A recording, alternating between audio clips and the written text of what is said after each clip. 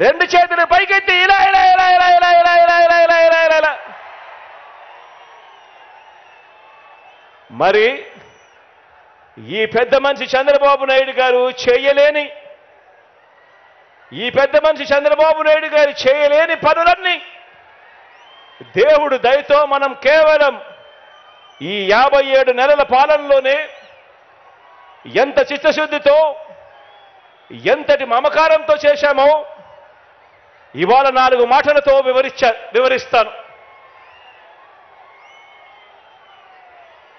ఆ పథకాలన్నీ ఇక మీదట కొనసాగాలంటే ప్రతి పేద కుటుంబానికి, ప్రతి రైతన్నకు, ప్రతి అక్క చెల్లెమ్మకు, ప్రతి విద్యార్థికి, ప్రతి అవ్వాతాతకు, ప్రతి సామాజిక వర్గానికి ఎంతటి అవసరమో మన పాలన ప్రజలందరికీ వివరించే బాధ్యతను మనమంతా కూడా తీసుకోవాలి. ఇంతకు ముందే నేను చెప్పాను, ఈ 57 నెలల్లో కని విని ఎరుగని విధంగా విప్లవాత్మక మార్పులు తీసుకొచ్చాం. ప్రతి అక్క చెల్లెమ్మ హృదయాన్ని తట్టాం, ప్రతి రైతన్న మనసులో నిలిచాం,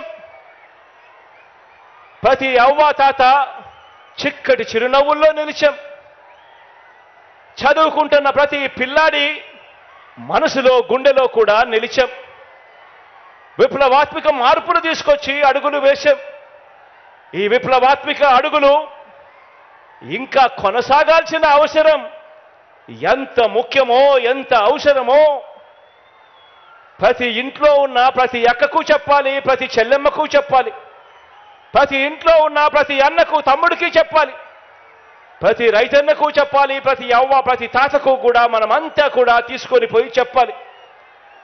ఈ పథకాలను అందుకున్న ప్రతి ఒక్క కుటుంబం మనకొక స్టార్ క్యాంపెయినర్గా వారందరూ కూడా ఇంట్లో నుంచి బయటికి రావాల్సిన అవసరం ఉంది అని చెప్పి ఆ అవసరాన్ని వైఎస్ఆర్సీపీలో ఉన్న ప్రతి కార్యకర్త, ప్రతి నాయకుడు, ప్రతి వాలంటీర్ ఇంటింటికి వెళ్ళి ప్రతి ఒక్కరికి కూడా వివరించాలి.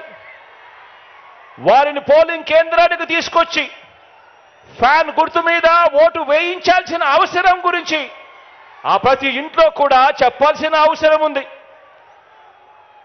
మనం చేసినవి చెప్పాలి, వాటి కొనసాగింపు ఎంత అవసరమో ప్రతి ఇంట్లో కూడా వెళ్ళి చెప్పాలి. ఈరోజు నేను చెప్తా ఉన్న ప్రతి మాట కూడా జాగ్రత్తగా ఆలోచన చేసి వినమని చెప్పి కోరుతా ఉన్నాను మీ అందరితో కూడా. మన వైఎస్ఆర్సీపీకి ప్రజలు 2019లో ఒక్కసారి అధికారం ఇస్తేనే, మొదటిసారి ఛాన్స్ ఇస్తేనే రైతులకు అదనంగా ఇంతకు ముందు ఎప్పుడూ కూడా రైతన్న చూడని విధంగా ఒక రైతన్నకు రైతు భరోసాను తీసుకొచ్చి ఇచ్చాం. గ్రామాలలో రైతన్నకు చేయి పట్టుకుని నడిపించే ఆర్బీకే వ్యవస్థను గ్రామ స్థాయిలోకి తీసుకొని వచ్చి రైతన్నకు తోడుగా నిలిచాం.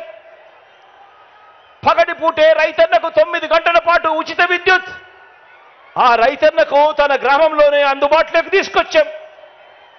మొట్టమొదటిసారిగా ఏ సీజన్లో నష్టం జరిగితే ఆ సీజన్ ముగిసేలోగానే రైతన్నకు ఇన్పుట్ సబ్సిడీ ఇవ్వటం మొదలెట్టింది మీ బిడ్డ ప్రభుత్వం వచ్చిన తర్వాతనే.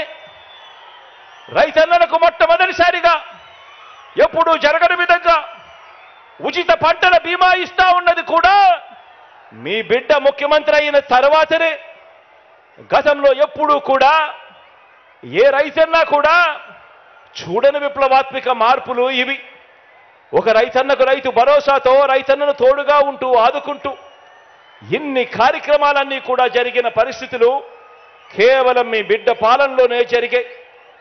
ఈ పథకాలన్నీ కూడా ప్రతి రైతన్నకు కొనసాగాలన్నా, రైతులను పీడించే బాబు మార్కు దళారీ వ్యవస్థ మళ్ళీ రాకూడదన్నా, అందుకోసం ప్రతి ఒక్క రైతన్న కూడా బయటికి రావాల్సిన అవసరం ఉంది. స్టార్ క్యాంపెయినర్లుగా ఆ రైతన్న ముందుకొచ్చి ఇంకో 100 మందికి చెప్పవలసిన అవసరం ఉంది అని చెప్పి ప్రతి ఇంటికి వెళ్ళి ప్రతి రైతన్నకు కూడా చెప్పమని కోరుతా ఉన్నాను.